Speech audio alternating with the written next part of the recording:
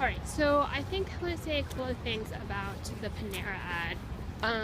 One is I think that people are still looking through, the conglomerate is really actually doing a lot with this, looking through my old blogs and taking things from them and perverting them to promote its agenda. It's doing that.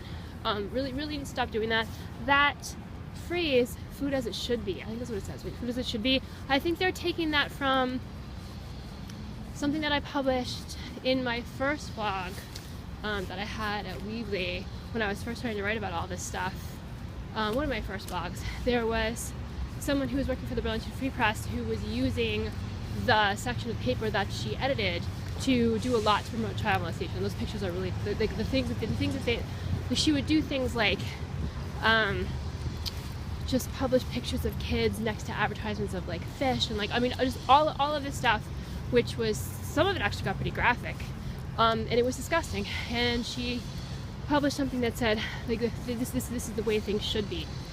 And so it seems like Panera has gone back through my blogs and has found that it has now actually made it one of its mottos, right? And then as far as the turkey being sliced thick, people are starting to use that, and it seems to me that's something that somebody said to me about my legs sometime over the summer.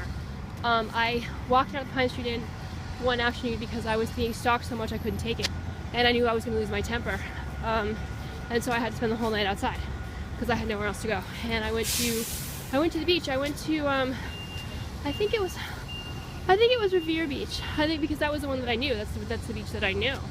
I'd never, it's just, and I just sat there. They have all these benches and pavilions, and I sat in one of them. And this guy walked over to me and said hello, and we ended up talking for the rest of the night until it got light out.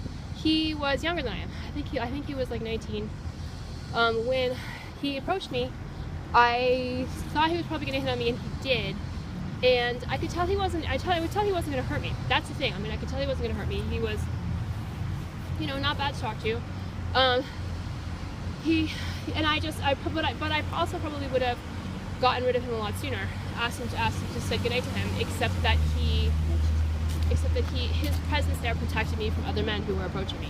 That's the thing. That's the thing the conglomerate doesn't notice, doesn't think about, doesn't talk to anybody about, doesn't take into consideration. I mean, there were other men who were walking past me. Some of them approached me before he got there. Some of them I could see them approaching when I was sitting there with him, and then they would see him and then they would back off. I mean, that was when you have nothing else and you have to survive a situation, you do what you have to survive a situation. But I did not hook up with him. He was just a young guy out, in the summer, trying to hook up with someone. We ended up talking about other stuff, but then also in terms of like him telling me my thighs were thick, because I was wearing shorts, and I was just like, for some people that's not something there are people who like that, right? And I of course did not appreciate it that much. But he didn't, go on and on about it. But it seems to me that the conglomerate has my phone hacked, and can hear my conversations with people.